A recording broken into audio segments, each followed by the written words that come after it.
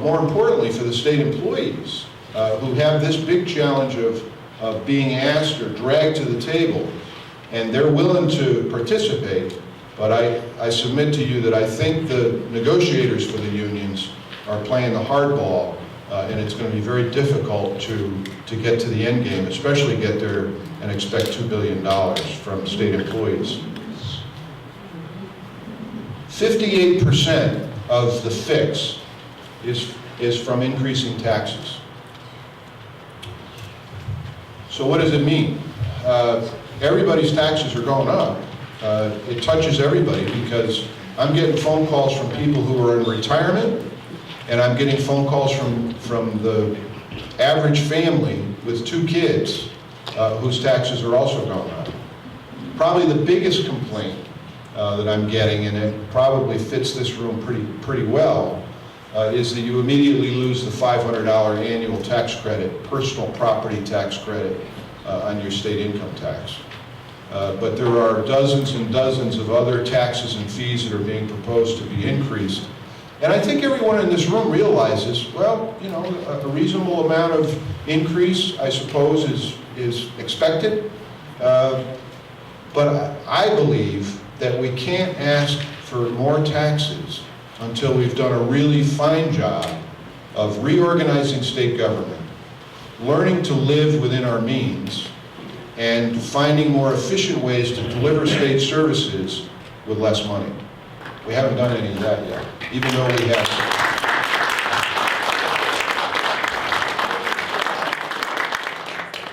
Now, I will tell you that I participated for 18 months on a state agency known as the Commission on Enhancing Agency Outcomes, and we've provided a report to the legislature with lots of ideas of how to restructure state government, and found some really simple ideas in some cases of how to save substantial amounts of money. One of the ways, believe it or not, is that if we could just say to all state employees and all state vendors, that means contractors and everybody, no more paper checks. We're going to pay you electronically with direct deposit.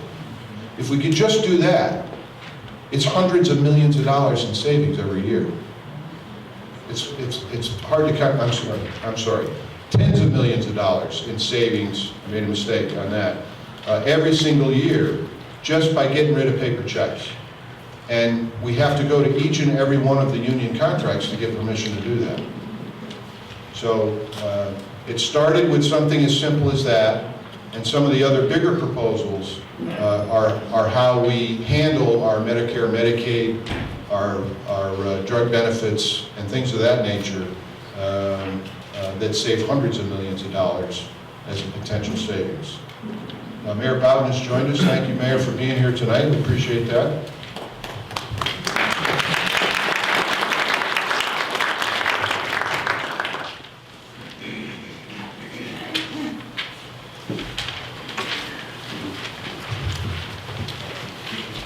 So the next page talks about, and I see that most of you have the handout, talks about the increases in revenue.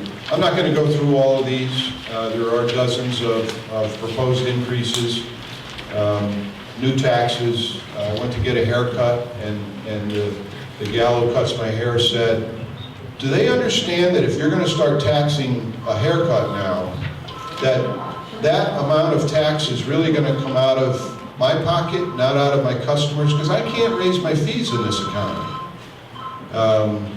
And I understand that.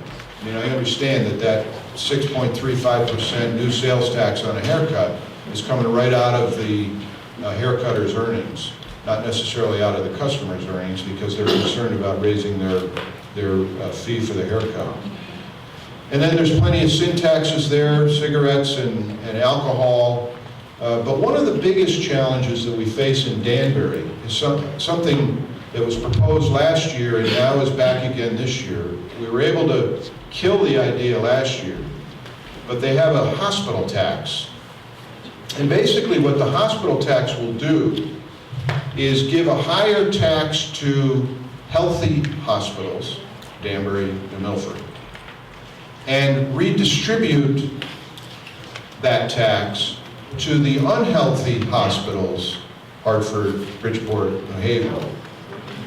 So that our hospitals here that are very well run, I believe, who already have challenges dealing with a very large amount of uninsured people, already participate in our community in many, many ways without direct benefit in payment of any kind.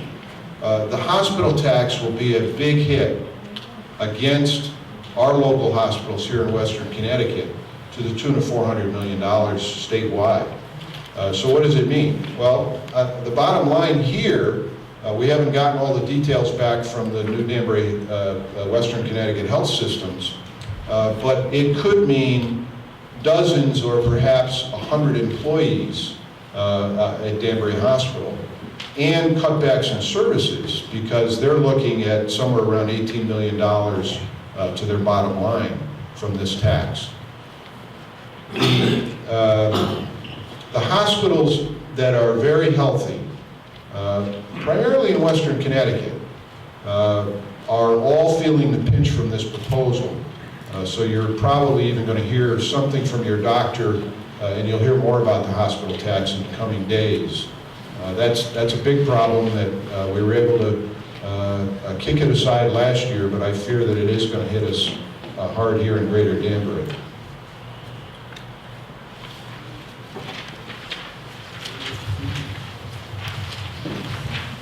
So I talked about an average family earnings. 2 kids, 1 that drives, they're homeowners, 2 people working. Earnings is $120,000 a year. That's in the top 10% that I talked about. That family is in the top 10%. But we all know that the cost of living in Connecticut, with children running at home and so forth, that 120 is not really wealthy. It's certainly living comfortable, but it's not wealthy. But we use that individual as an example of the impact of the tax proposal. And it's about $1,090 every year on that family of 4. The governor's budget proposal will impact taxpayers at every level. We use this hypothetical example because it's a fairly common family structure with the greatest earning potential. The sales tax rate would increase from 6% to 6.35%, but it would begin taxing a number of new items and services that previously were not taxed. So here's a case in point. You're going to buy a new car. The car costs $30,000. Car costs $25,000, and you're trading in your old junker, and they're going to give you $5,000 for it. So the way it is now is you would pay 6% sales tax on the gross selling price minus the trade-in, or in this case, $20,000. The new proposal says, we're not going to give you the credit on the trade-in. You have to pay the sales tax on the full selling price of the car. The question also becomes, do you also have to pay sales tax on things before you apply a discount coupon? So in some cases, if you have a 10% off coupon and you walk into PC Richard to buy something, do you have to pay the sales tax on the gross selling price? Those are the kinds of things that they're looking into now to try to grab more revenue. That is yet to be decided, but those are some of the challenges that we're concerned about.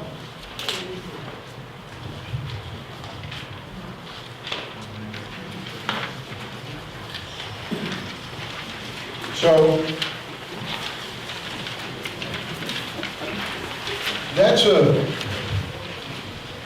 that's my summary of a real global view. I started my comments by saying that there are a number of good ideas in Governor Malloy's budget. One of the things that Mayor Boughton, I'm sure, is very happy about is they have not, in this proposal from the governor, cut state grants to municipalities. So that helps the chief elected officials of towns that rely on a significant grant from state government to run the schools, that was flat funded, so to speak. At the same time, they are eliminating or proposing elimination of the machine tax credit. So a company like Barton's is given a credit for their machinery in the building, so they don't have to pay property tax on a portion of the equipment in their building. And that was an incentive that was created many, many, many years ago to try to retain manufacturing jobs in the state of Connecticut. So the governor's proposal says, we're not going to pay the municipalities for that tax credit anymore, but they want to leave the tax credit on the books. So what that means is that the mayor has to figure out a way to say to Barton, I can't give you that money anymore. What do I have to do to keep you here? And Barton or any company says, well, we would like to stay, but we don't want to pay more taxes. All they're doing with this proposal is taking the money away from the local municipality, but leaving the ability to provide the tax out there, the tax credit out there. Now the burden becomes local property taxpayers' obligation. So it's just shifting the burden downhill. That I think is pretty much the mayor's point on that. 1.6 million is the hit to the Danbury city budget. And that's a significant amount of money in the big picture of a relatively mid-sized city here in Connecticut. The Republican legislators are in the minority at the state capitol. We have 14 Republican state senators. We have 40, what's the new number? Because we had 2 special elections. We have 41 Republican legislators in the House out of 151. We have proposed over the last 2 years that I've been there alternative budget proposals, both to Governor Rell's budget and we're preparing a final budget proposal for Governor Malloy's budget. And it talks about some pretty significant changes in the way state government operates. Now, I'm only going to touch on it very briefly. It's available online. I hope you'll read it. In fact, there may even be hard copies. Peggy, there's hard copies of our proposal, known as the Common Sense Commitment to Connecticut. We're basically saying don't spend any more money than you bring in. It's sort of a novel idea for government, but in this economy, we have to do it that way. Borrow only the amount of money that you can afford to pay back. And I submit to you right now, when we're spending 11% of our total budget on paying back current debt, that we really can't afford to borrow any money right now. So we have to sit tight and wait until this economy improves before we can continue to borrow more money. If it's not broken, don't fix it, but if it's not working, get rid of it. What does that mean? Well, listen, state government operates very well in a lot of ways. I must admit that I am always surprised. Every day I meet a new state employee or I interact in a new way with someone who's providing services on the front line. We do a lot of things really well. The problem is that we do a lot of things that private enterprise does far better than state government can ever dream of doing. And we have to get out of the business of being in the business of private business when they can do it much better. And I will tell you that one of the examples of that is Ability Beyond Disability, the former DATAR organization which has group homes in the greater Danbury area and across the state of Connecticut. They know how to run a group home for 41% of the cost it takes state government to run the same operation. 41%. So if that can be done in that kind of business, that's frontline social services, that's the safety net, that's the important things that state government should be doing and can be doing, but they can't do it better than a private enterprise could do it. I submit that we need to get out of that business in state government and let the private sector, the private nonprofit organizations who are dozens in our own community that can provide those kind of services far better, far more efficient, and for a lot less money. We need to get out of the way and let them do it. Sometimes you hear politicians talk about creating jobs. Government doesn't create jobs. People do. People in this room, business people in this room create jobs.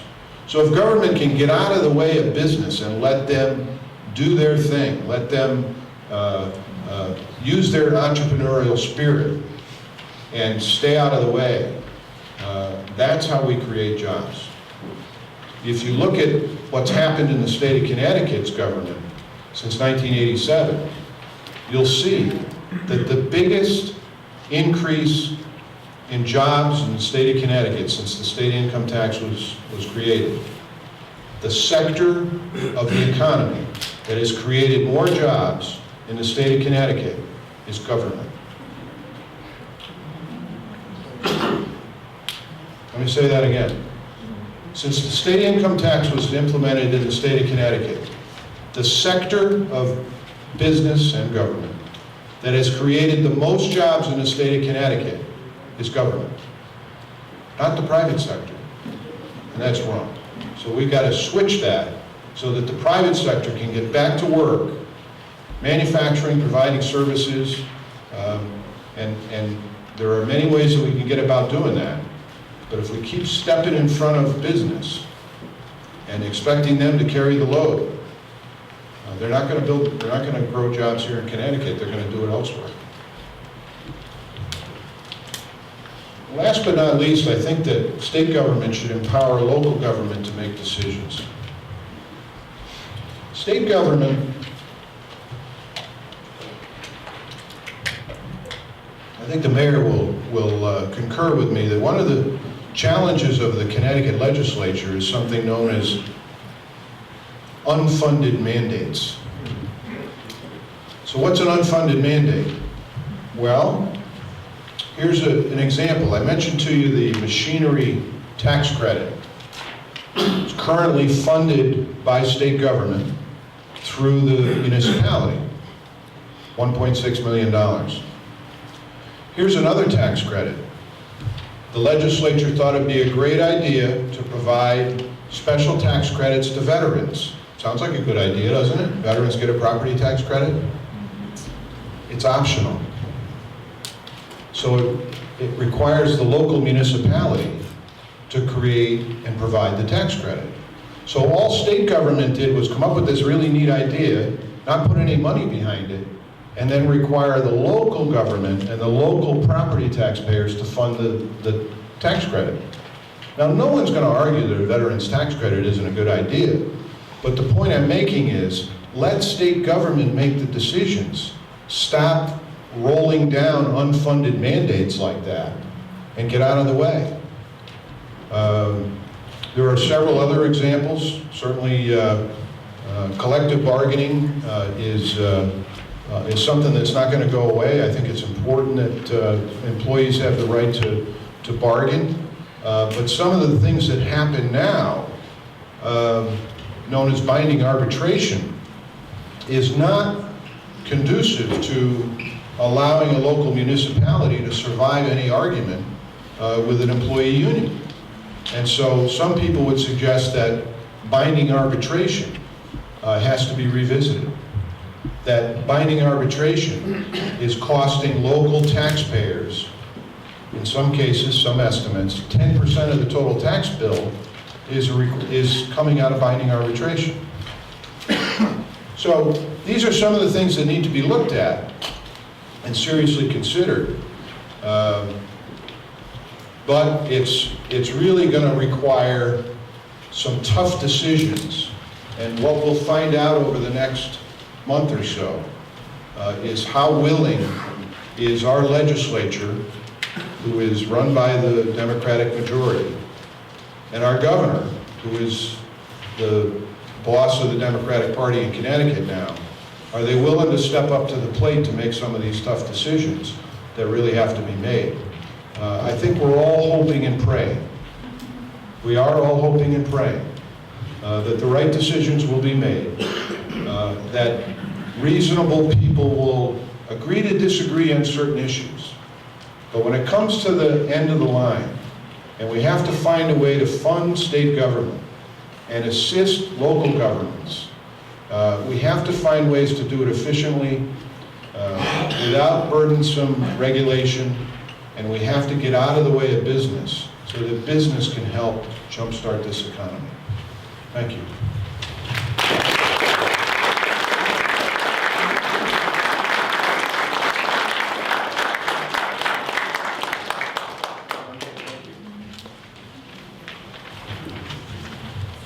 So, does anybody have any questions?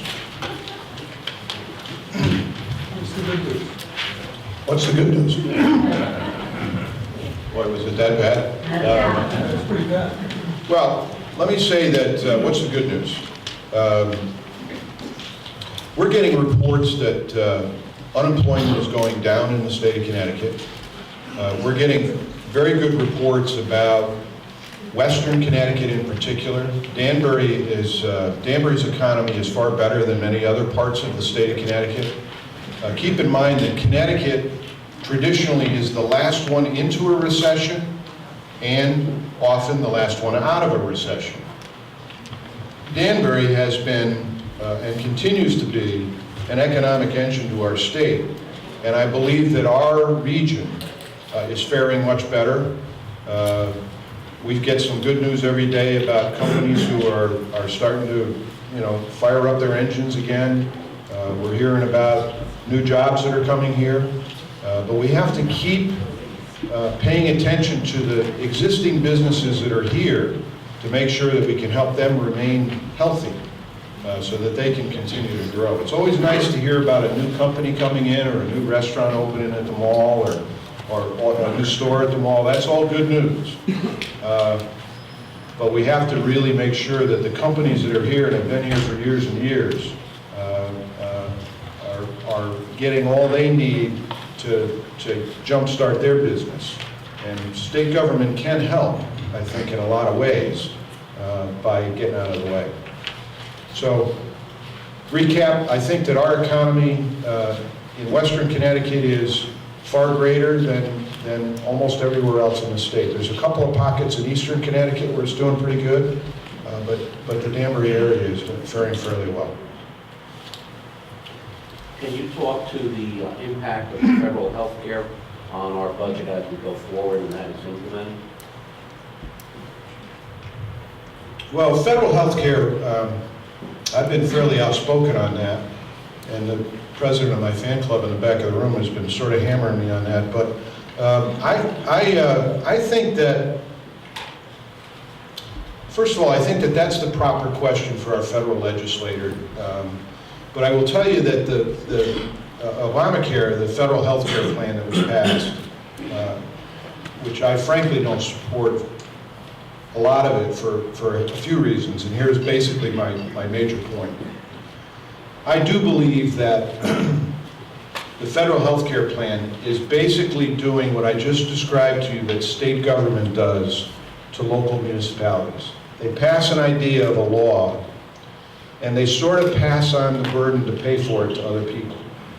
And that's what's happened with the federal health care plan. It's really not being funded entirely by the federal government.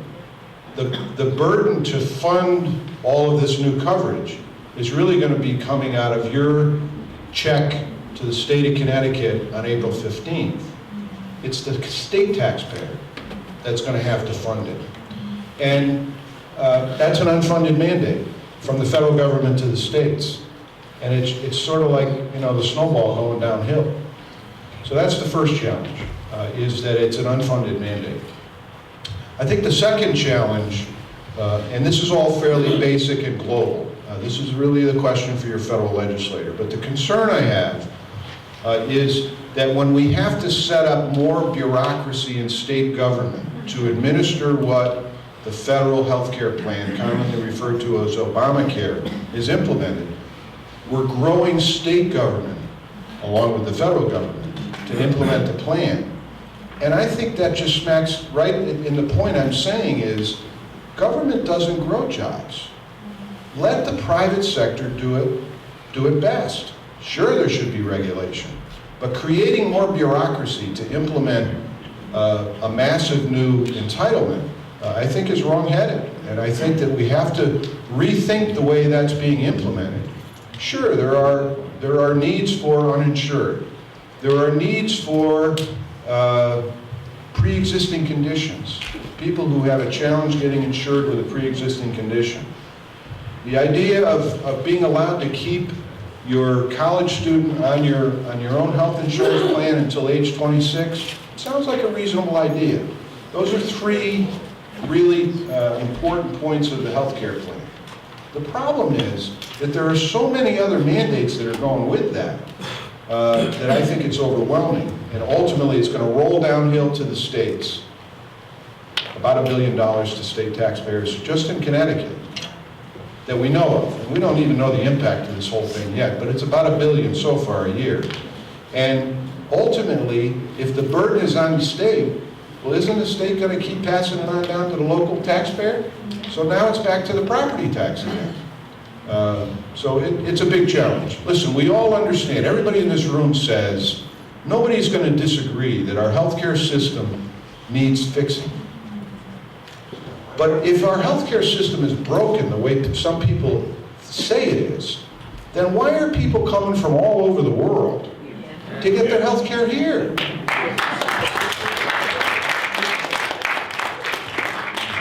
My cousin lives in Canada, born and raised in Danbury, now lives in Canada, and is constantly telling me that this proposed healthcare plan, which mirrors the Canadian plan in many ways, is a really bad idea. So he lives there and he knows it. And by the way, he's also stood in line for elective surgery, elective orthopedic surgery, and has stood in line for a very long time, and is considering trying to save up enough money to come here and pay cash for it. And that happens all the time. I remember when my mom and dad had a home in Florida, they had friends, and this is quite a long time ago, they had friends from Canada who would come to Florida for the winter and have their health care taken care of while they were here in the States. So very, very challenging question, not one that I can answer here very easily, but that is a question really for our federal legislators. It's a pretty good answer, I think. Yeah, very good. Michael, what's the status on the proposal? I read out that they were going to remand some of the sales tax revenue because in Danbury we sent so much sales tax revenue to the state and we get so little back. There was a proposal to remand a portion of that back to the, our local area. Right. Good question. Mr. Taylor was saying that the new proposal for sales tax increases is supposed to give some money out of that sales tax pot to the local governments. So if you use that calculation, the Danbury Fair Mall is the largest enclosed mall in all of New England. Between the Danbury Fair Mall and the car dealers in the greater Danbury area, we are an economic engine to the sales tax pot every year. Lots of the big percentage of the sales tax comes out of Danbury. The challenge is that the companies who have a store at the mall may not report by store where their sales are when they make their tax payment, their sales tax payment, or remit the sales taxes to the state government. So for instance, several of the stores in the mall also have a store at Blueback Square or at the West Farms Mall in West Hartford. That's where they're reporting. So all of the millions of dollars in sales in the Danbury store are being reported out of the Hartford store, which is skewing the numbers. They haven't figured that out yet. There is a way to figure it out, but they haven't figured it out yet. So very good question. That's going to mean a lot. This 30% concession that's anticipated from the unions, I tend to agree with what you said earlier, that if we take the actual dollars, it's an unrealistic expectation to get 30% from the unions. What action is currently forecast in the event that the unions do not agree to contribute? That's a reasonable question that we don't have an answer to. That's between Governor Malloy. That's a good question for the governor on April 6th. He is in negotiations with his, the governor's negotiators are working with the unions now. There was a statement on Friday by Governor Malloy after the corrections union spokesperson said no givebacks. He was just a spokesperson. If you talk to the union people that are on the front line, they won't say that, but the union spokesperson for the corrections officer said no givebacks. And the Governor Malloy's response to that was, it's going to get nasty and ugly if they don't. So that's all we know. You can imagine what nasty and ugly is, but how do we define if you add up the numbers, it's big layoffs. And the problem with state employee layoffs is, it's not like a private enterprise that has a layoff. You know, a private enterprise has a layoff, they agree to pay you for 3, 4, 6 months, whatever they agree to do, and then you go on unemployment. A state employee layoff basically takes about 18 months, because we have to keep paying benefits and so forth for a period of time based upon current contracts. So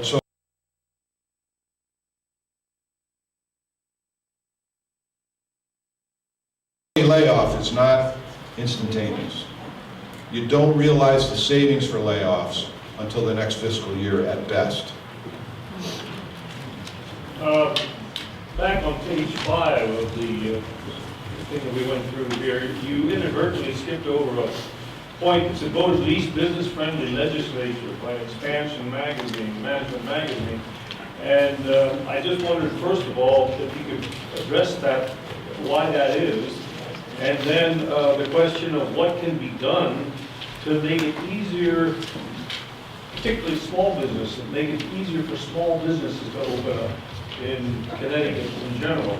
I speak from a personal experience of having opened a small business here in Danbury many years ago, and I had a national franchise blueprint for the plans for the shop. And the city of Danbury insisted that I have a local architect draw plans for my shop, even though I had this approved national plan. Well, I turned my plans over to the architect, and he handed me plans back a couple of weeks later. They were identical, but he drew them. But every point about the plan was identical to the one I had from the national franchise. But it cost me $5,000, which could be a breaking point for some people getting into business, and that was not very business friendly. So, what can Connecticut do to make it easier for businesses to open and exist without undue regulation? Well, that sounds like a somewhat unusual scenario.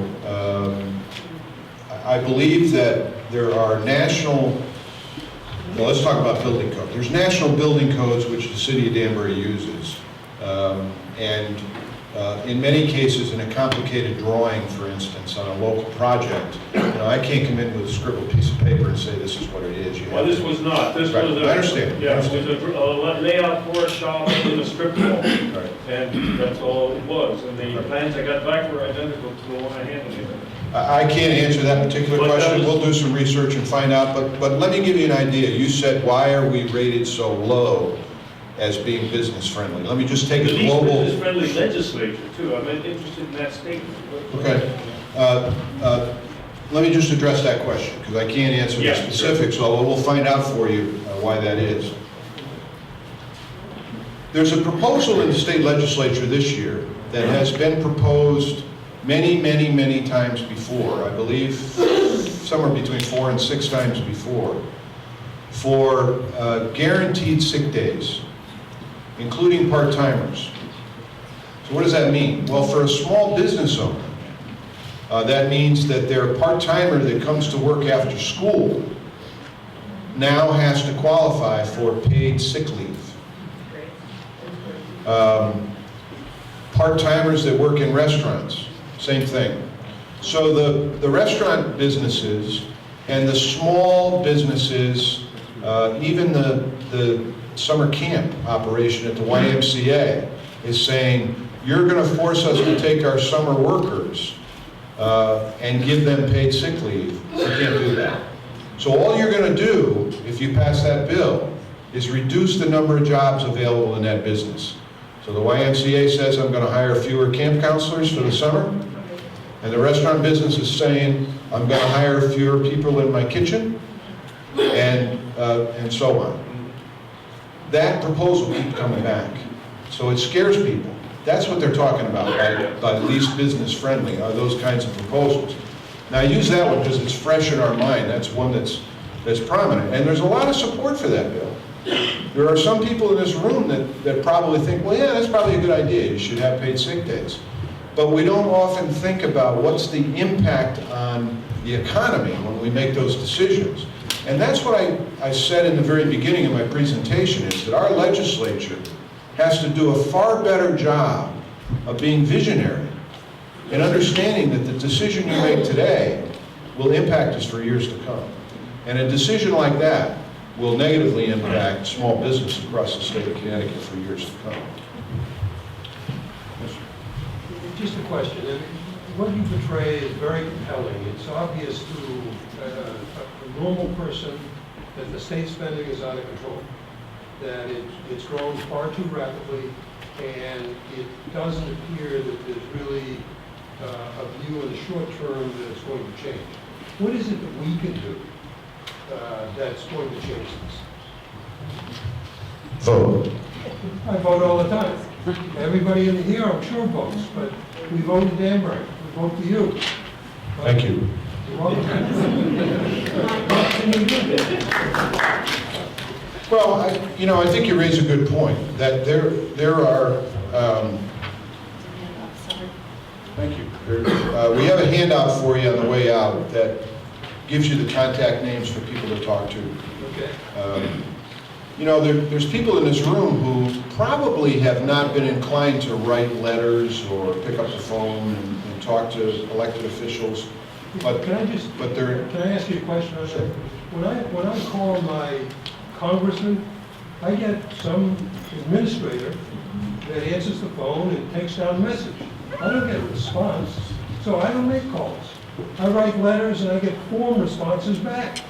So I'm not sure what the value is. Yeah. How do you have an impact? Well, let me tell you that it's very different for you to be calling Washington, D.C. than to be calling your state senator. But let me tell you what it means, Okay. having worked even in the mayor's office. When I get a handwritten letter, Handwritten. listen, when I get a handwritten letter, and it could be a note card, I disagree with you or I agree with you, I usually pick up the phone and call that person, because I don't get very many of those. When I get a typewritten letter, I respond to it. Thanks to Kelly Fournier, who's here tonight, my legislative aide. We get a response out to someone. And it's generally not a cookie cutter. We try to read into what it is. At this time of year when we have a legislative session, I get from 300 to 600 emails a day. So an email is less important to me just because of the sheer volume. Now, those of you in this room probably know that I respond to every email myself. Now, I may have a little bit of a cookie cutter response because I'm getting a cookie cutter email. So you can go to a website from AARP today, and AARP has this system where you just put your name and your email in and they send out all these emails, okay? And I know that. I know it's coming from AARP. I know your concern, and I have a response to that. But if it's sort of a handwritten email, I can tell, and I respond. So my point is that we track what people are saying. So your phone call even to Washington, D.C., they're tracking that. They may not be picking up the phone and calling you back because they have so many people to cover, but they know that people are upset or in favor of a particular issue. So we watch that very carefully, even on the local level, even in the mayor's office. If the phone rings off the hook, you want to bet you that the mayor knows what that problem is within minutes. And it's the same with me. If I get a lot of emails on a particular issue, and there were many on the property tax, we're getting a lot of emails now from the realtors because they're talking about increasing the tax on, the conveyance tax on real estate transactions. Phones ringing off the hook, lots of emails. We know. So don't be discouraged. I mean, don't be discouraged that Joe Lieberman doesn't call you when you call him, but please, don't stop calling. I get frustrated with the cookie cutter responses. And maybe there's nothing you can do about it, and the value is that my issue gets corrected. That's how good. Yeah. Hi. Hi, I have an issue that I would like to present, even though I did bring it into the mayor's office this morning, and a gentleman said that it was his targeted area, but it really made me think that it's something that is overlooked around the state and around the country, and that's in reference to building codes for shelters. I had the opportunity, or the misfortune, to visit a shelter or a day program called the Something Day Program on 11th Spring Street. And they were feeding men and women. And obviously a lot of the men and women were unemployed, or some of them had mental issues, etc. No matter what you say to them, no matter what, and I don't say you, but however society views them, I cannot believe that in the country that we live in 2011, and they were probably serving about 30 men and women, that someone could be that comfortable eating in an environment like that. So my thought was, seeing that it's so convenient to have this place open, I challenged the mayor, the city councilor, and the senators to come and eat there for a week. Just sit down inside of the place and eat in that environment for a week and see if you could not find a way to fix it up. And I don't think it's a question of the state sending money, because as I sat there, I said, this is shameful, because I felt like I had stepped back into the story of the Christmas Carol, and you're waiting for Mr. Scrooge to throw out a penny. And when I left, and I was telling the manager that, and he said, some gentlemen that were in there came out to me on the street, and they said, well, I've offered my services to do construction. I'd be willing to come in and fix it up. I know how to do this, but no response. But it just bothers me that you could have a shelter. That means that there's no standard. There cannot be a standard, because people should not be eating in that type of environment. So I'm thinking that individuals, you know, that if you've never attended a shelter, if you've never been unemployed, if you never had to bring your children to a shelter to eat in that type of environment, you have no idea the conditions that these individuals are forced into. So I really believe that to make it realistic, I think you and the mayor and the council should come and sit down and have dinner, because Okay. I personally couldn't eat there. I mean, I've never seen anything like it. And it would only Thank you take for a your couple $100. invitation. And there's a lot of other people who want to ask questions too, but I do want to answer your question. I know that facility very well. I've been there many times. And as I look around the room, that's a nonprofit organization. That's not a government-funded I organization. realize that. Okay. And as I look around the room, I see probably a half a dozen volunteers that go there on their own time to provide the service and bring the food and do all that. So I guess I'll acknowledge that it's not my dining room. I don't have a dining room. It's not Shirley's dining room, but God bless the people that are doing the work there. Well, I'm not trying So, to I curse, understand, no, I'm not understand. trying to curse the people that are doing the work. I'm just saying, you can get comfortable with how other people are living when it's not your dining room. Now, there's a place in Boston called Rosie's Place. Everybody's place cannot look like that, but there has to be a standard where you can go in and say, I feel comfortable knowing that if someone comes in off of the street, that there's a safe and sanitary place. and that place is not safe and sanitary. It Mike. provides Thank great you. food. Just real quick, I invite the questioner to come to the city-owned shelter on New Street. And obviously, it's a much different facility. And certainly, Dorothy Day, as you mentioned, is not a city-owned shelter. We do routinely do health inspections there to ensure that our health code is being met. But and I've been there many times, and I've eaten there many times, as well as at the New Street shelter. So, but I encourage you to check out also, as you know, the Jericho Partnership runs an outstanding shelter over at Maple Avenue. They do a wonderful job there as well. So, Well, I appreciate you bringing that to our attention, and we'll certainly look at it. And I respect your comments. But let me say one thing about the Danbury community. And I hear this from my fellow legislators across the state of Connecticut. This community is providing services without government assistance that are not available in other communities. And I'm very proud of that. And can we do better? Yeah, I think we can keep striving to do better. And can we improve that facility? We probably ought to try and figure out a way to do that. But I just want you to know, in comparison to our other communities in Connecticut, we are excelling and doing a great job without government assistance. Other questions? In the back. Pat, sorry, I can't see you. Hi, my question is, what is the quota for state police speeding tickets in the state? It's ridiculous. I drive a sports car, I do 70 miles an hour, I'm getting buzzed by. This area of Danbury alone has so many accidents between 2 and 8 and 9, and it's all speeding. Why don't they up the ante on giving speeding tickets in this state? Open the weigh station, get that running every damn day. You'll raise money that way. You don't have to raise taxes on everybody. Let's save some money.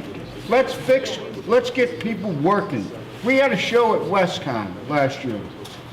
There was 6 employees supposed to be working that day. They were sitting on their butts for 6 hours. That is not work. That is wasteful spending.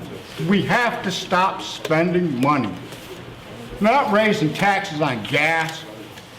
For alcohol, yes, raise it. You want to cut down drinking, raise it. What about cigars? You forgot about cigars.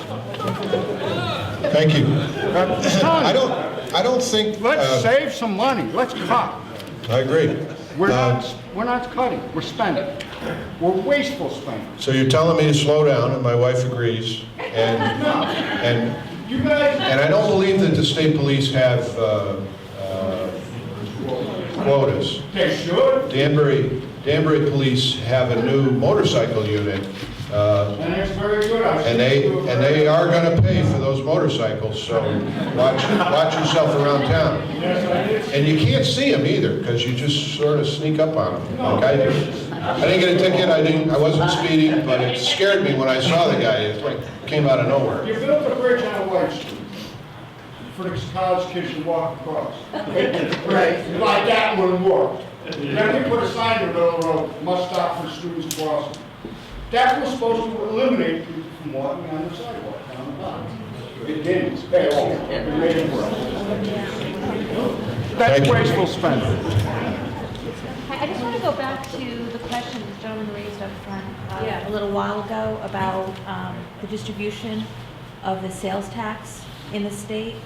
I understand what you're saying about corporations and they're giving bulk payments to the government, but isn't there a way for our government to go back to these corporations, because you know they're tracking what are their better selling stores, to go back and say, when you submit these taxes to us, this tax information, can you please break it down by region? And along with that, I want to find out how that enters into the ECS credits for education and what is actively being done in the legislature right now to see that Danbury gets more credits back on the ECS funding.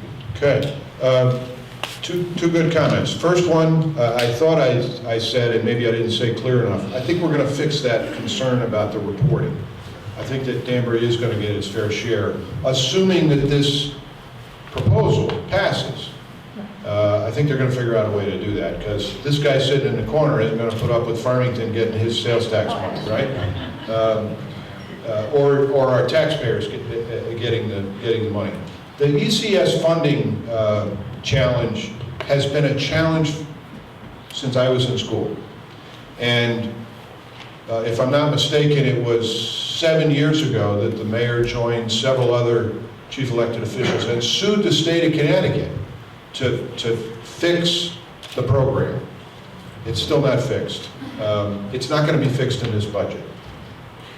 It is making progress, though, with changing the formulas that should be more favorable to a municipality like Danbury. But the problem is that fixes cost lots of money. So they're not going to be anxious to fix it now because they are so broke, they have to reform other parts of state government before they can get to that. If they fix it the way it should be fixed, they'd probably have to lose a third of the state government employees just to pay for it. And that's not going to happen anytime soon. So a fix is in the works, and so is Super 7. I don't mean to dismiss you, but I just want you to know that it's on the table, they're thinking about it, they're working on it, it's been in court, and a fix is coming, but it won't come this year. With some of these new taxes that they're talking about, like the clothing and footwear under $50 and whatnot, is there a way to earmark some of these proposals to see that the money goes, instead of it going to a general fund where there's no real transparency as to where the money's being spent, is there a way to earmark it and a way to make sure, a way to ensure, I should say, that, certain cities are getting equitable amounts of the distribution of the funds, of the revenue that they're creating? Well, that's kind of like you earmark your own budget at home. You've got certain income and you put it in a certain bucket and it's going to stay there. Government doesn't earmark well. Probably the best example of government not earmarking well is Social Security. There's a Social Security trust fund. The problem is it's full of IOUs from the federal government. So state government is the same way. We have a transportation fund that's supposed to be just fix the roads, but they keep grabbing the money, spending it on something else. The lockbox idea doesn't work well traditionally in federal government or state government. But I believe that if some of that money from the sales tax does indeed, with this proposal, trickle down to the local municipalities, they're doing a real good job of managing the limited resources they have available, and they're going to figure out a way to put the right resources in the right place, based upon comments like yours. Sure. I think the major problem is not so much the taxing, but you got to stop the spending. You have to, really, cut the spending. What do you think of the chances of getting the lawyer to cut back on spending, which is going up another $500 million right there, and really cut the spending, state government's going about, and local government, spending about 3 times the rents of the economy. Soon everybody will be working for the state. If that occurs, there's no way to pay for it. Well, that's totally unsustainable. Yeah, I think you're right, and that's the federal government too. I mean, when I was talking about the growth of jobs in the state of Connecticut, the largest growth was from the government sector. We're already proving that we're relying on government to do too much, frankly. I think that's a great question to ask the governor when he comes on April 6th. I can't speak for him. I wouldn't try to speak for him in that regard, but there are some really tough decisions that have to occur. And frankly, when the state employees, if they don't come to the table, there's going to be some forced cuts in state spending that'll be pretty dramatic. I've been on a school board and dealt with unions, and basically what I've seen is that the union management and all the senior personnel, and they all have the last in, first out kind of thing. So if somebody gets fired, it's supposed to be off their time. It's those younger employees. So they don't want to negotiate. They'll take the raises and keep the raises, and they're gonna give you a give back, but the new guys get fired, and the old guys who are running the unions, take home their pay. And that's the way it's worked, and unless we change the law and say, you know, we're gonna have to have everybody vote on this in the union, and not the deals negotiators, you're not gonna get those give backs. Right. Well, you know, you raise a good point. Last in, first out is common practice in government. You are hearing about some areas very close to us, not in Connecticut, but some states very close to us that are actually thinking about, it's not last in, first out anymore. We're actually going to look at your merits of how you work as an employee before we decide who gets laid off first. So that's being considered in other states and been passed in a few states already. I don't see that in Connecticut in the foreseeable future with this legislature or with this government. I mean, Connecticut is very pro-union, because you get the prevailing wage things, it costs typically 30% more for building on the prevailing wage than if built by private contractors. And almost everything, if you look at cities will, like say, privatize something like garbage collection, typically costs have gone down by 30%. So when you privatize things, you generally save 30% of the money. Okay? So the state doesn't want to privatize anything, they just want to be union friendly, and that costs a lot of money. Thank you. Gentleman behind you. Does the state employees pay union dues? I believe they do. Well, then why don't the union pay their retirement?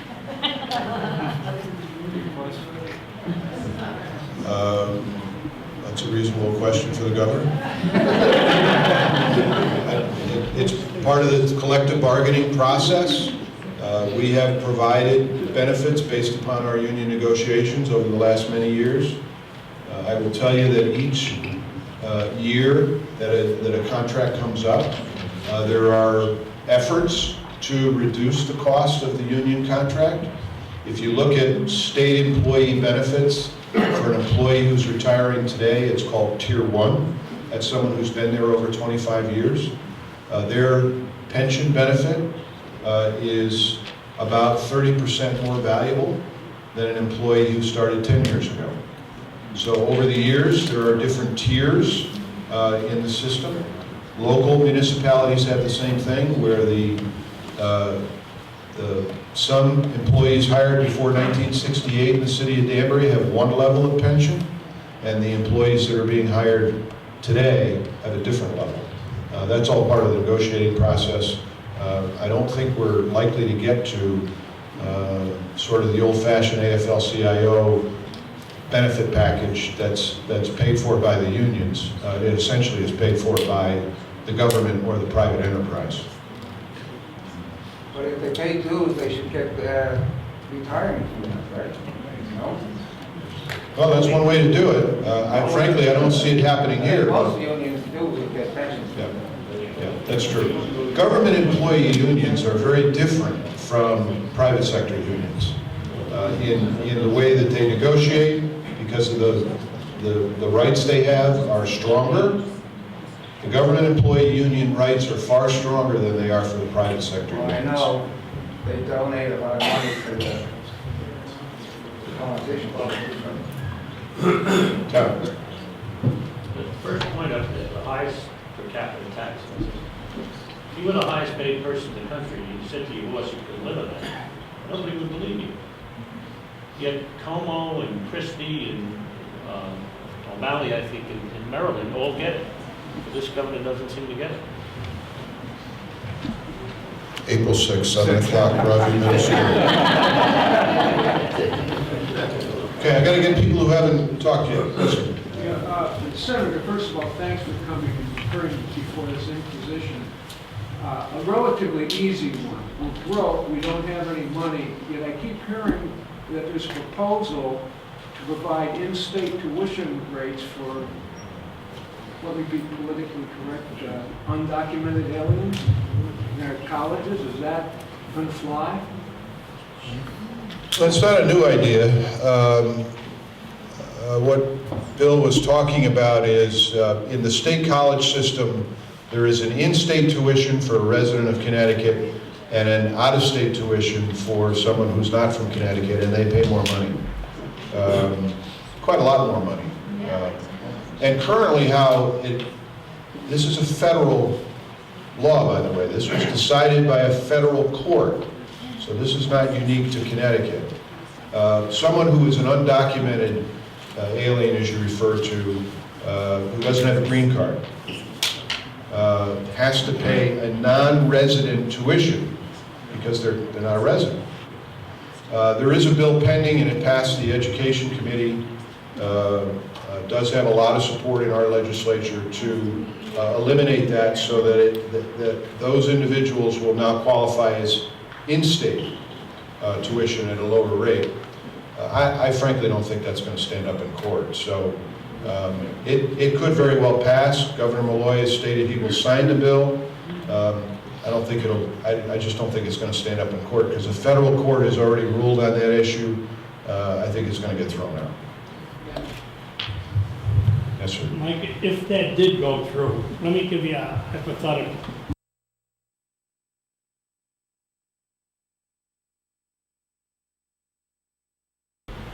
A nephew of mine in Massachusetts, 2 terms in Iraq, 1 in Afghanistan, got a Purple Heart. Lives in Massachusetts, wants to go to Yukon. Does he pay out of state? Yes. Yes. And you raise a point about the issue of the in-state for a certain population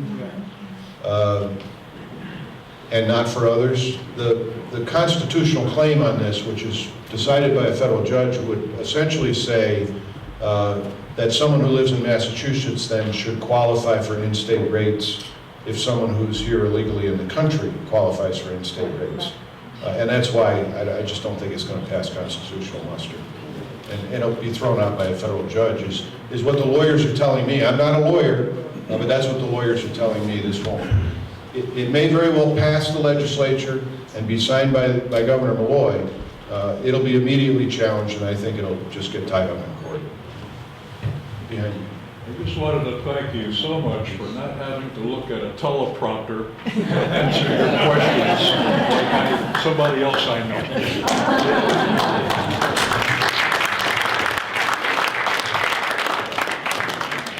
Thank you. I studied my notes before I came here. Hi, Mike.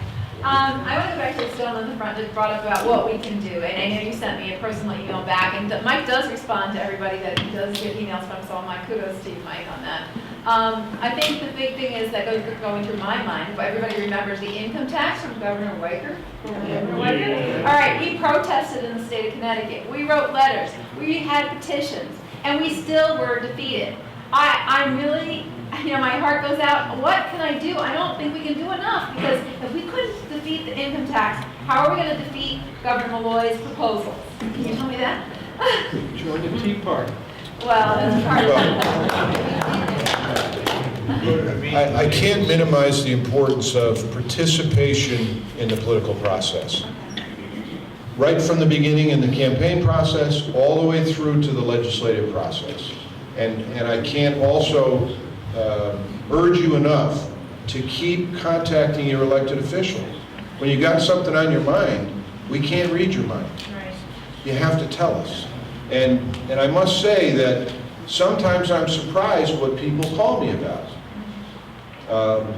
I'm still concerned about what they're concerned about, but sometimes I'm surprised because I just never thought about it before. I'll give you a case in point. Here's an example, sort of a silly example, but I took a little bit of heat for it, so I want to explain it. I got an email from a family who was upset following last Veterans Day that their child came home from school and the father asked the child, "What did you learn about Veterans Day today?" And the child said, "Nothing. What's that?" And so the parents wrote to me, email, and said, "Can you do something about that? I mean, shouldn't we be teaching the kids something about Veterans Day and Memorial Day?" And I said, "You're right, we should. That's a good idea." So I submitted a bill in the legislature. and it got a public hearing. I'm sorry, it did not get a public hearing. But we submitted the bill to raise the issue for conversation. Now, this might take a few years to make it happen, but that's citizen participation in government. That was their bill in the legislature. That was not Mike McLachlan's bill. They had a concern. And by the way, when I did some research, I found out a lot of people were concerned about it, especially the veterans organizations. So what we discovered in that process was that we can do veteran awareness education in the public school system, and actually all the schools in Danbury, and it won't cost government a dime. Because if I'm not mistaken, there's a dozen veterans in this room who would love to go into the schools and talk about Veterans Day. So there you have it. Participation. You got to raise your hand when you got something on your Write mind. letters, do petitions, do whatever. You got to write. You got to call. You know, I'll go back to the point. Email is lowest impact. It's convenient. It's lowest impact. Phone call, pretty good impact. Form letter, okay. Handwritten note, I'm calling you. That's how I handle it. So, Thank you. all the way in the back. You're talking about reducing costs, Mike, and I've emailed you a couple of things, and I'm going to handwrite them from now on, I guess. But you did respond. Did I kick you aside? I'm sorry. Yeah. In any organization, be it private business, federal government, state or local, we all know the big expense is people costs. And you're working on it on the pension piece, and we've got to change that, because one of the emails that I sent you is the Bureau of Labor came out, and I've got the figures here, but it's about a $10 to $15 difference between public sector and private sector per hour. And that's a big hit for the taxpayer to continue to do that type of funding. I've got a question on Medicaid, which is driving state expenses, because the states have to pay for that. Today's Wall Street Journal, the state of Rhode Island, our next door neighbor, went to the federal government and asked for a waiver on the way they distribute Medicaid expenses. It has saved them over $1 billion in 18 months. Are you guys thinking about anything like that at the state legislature to go forward to the federal government and ask for a waiver, and go visit Rhode Island and ask them, how did you implement this thing to save that kind of bucks? And you can comment. The other one I want to ask you on is what we're doing in the state government. Every department, and I know people that work for the state, they've got their own payroll, they've got their own this, duplication of effort. Where's the consolidation? In a business, when things get tough, they look to consolidate so that we don't have 18 people doing the same job. And you bring them together, and you can, get a cost containment on this thing. So those are two things that maybe, can start saving the state some money. If you're working on that, I'd like to hear about that. Okay. I think that was 3 questions, but first, pension. You're right, I did submit a pension reform bill. There were more than one, but I'll cover the primary one, and that was suggesting that state government employees hired beginning July 1, 2011, this is prospective, not looking back, would qualify for 401k, or what's known as defined contribution plan, as opposed to the pension plan we have now, which costs about 60% more. So 401k, that's what I had in the private sector myself. Couldn't even get a public hearing. They wouldn't even talk about it. So that's the problem with pension reform in Connecticut. Another bill I put in, just because I was cranky, was to refuse to allow double dipping. We have a Supreme Court judge in the state of Connecticut who is retired, will collect a pension. It's all legit. She's done her state service, qualifies for a pension. Now is going to be a commissioner of the state of Connecticut and will collect a salary of $160,000 a year in addition to her pension.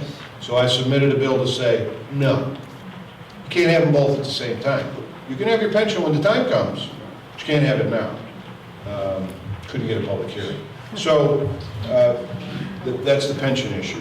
The Rhode Island waiver, I've raised that issue, and I've been dismissed, instantly saying Rhode Island's going to regret it, was the response I got. Rhode Island will regret it. We don't know. The jury's still out on whether or not the Rhode Island waiver would work for Connecticut. When I asked about it, I was given a number of reasons why it wouldn't work here. It's not going to happen here, apparently. Can I just ask who that is that you asked? Is that somebody in the federal government, or is that somebody in the state government? No, state government has to be initiated by the governor. Yeah. So that's the governor's office? I asked, that's going to be initiated there and then ultimately approved perhaps by the legislature because of the tentacles of that decision. But it's got to be initiated in the executive branch. Okay, I'm going to one that hasn't spoken. Thank you, Mike. I'm a person of common sense, and it seems to me that we're asking too much at this time to close the deficit. If you did 25% of what you're asking, perhaps you wouldn't even have to have this meeting. Perhaps your phones wouldn't be ringing. Seems like he's trying to close this gap in 2 years. I don't understand that. Okay, why do you want to put more people on an unemployment line, create problems within the government people who do belong to a union, and create all of this for 2 years? But from a common sense point, can't we extend this over 4 years or 5 years to not have all this? Well, that's a reasonable question. The problem is that government has to run on annual budgets. In the state of Connecticut, we run on a biennium budget. So this is the year that we have to create a 2-year budget. You're being very reasonable, and it's a common sense, you're right, to try and spread it out. Here's how you could do that. Here's how you can spread it out. You can raise more taxes until we get to where you want to be 4 years from now. Or you borrow money like we did last year to get there. But either way, it's either more taxes or more borrowing to get there, because this governor is not cutting spending. With the tolls. Maybe you have to go to tolls. I'm not a toll fan, for a lot of reasons. Oh, but you're hitting the thing. For a lot of reasons. Sir? Yeah, I have a question, Senator. What happens if all of a sudden the state gets told it has to increase the percentage of funding in the state pension funds? Right now, where the state pensions are funded at what percent? 45. Okay. And we should, by right, shouldn't they really be in the 70% range? Well, if you use GASB 45 and GAAP, you use the normal accounting principles that private industry has to use, it would have to be a far higher number, approaching 80%. Mr. Robbins. Two things. I'm sure you're aware that the chairman of the Transportation Committee was on TV on Sunday talking about tolls. I think Route 11 as well as border tolls. I know you're not. I know you oppose it, as well as on a bipartisan level, most state legislators in this area. What is being done to combat the drumbeat of bringing back tolls in Connecticut? And number two, Sunday liquor sales. I know it died in committee, but there's a chance it could come back in the General Assembly. What is your stance on Sunday liquor sales? Thank you for those questions. I've vigorously opposed tolls since I arrived at the legislature, because the first proposal when I got there was for border tolls, meaning they were going to put them in Danbury, Greenwich, Northern Connecticut, and Rhode Island border. And I opposed them specifically because it's an unfair regional tax. That means that the people that live in our area get to pay the tolls because we live around the tolls, and the people in central Connecticut that don't cross the border don't have to. So I thought it was patently unfair. More importantly, I thought it was a challenge to more traffic on local roads in close proximity to the borders, because if you think about people, sometimes will drive a couple of miles to save $5 in a store. They'll certainly get off the highway one exit early to save $3 on a toll. And I thought that the toll diversion traffic was going to be detrimental to our region.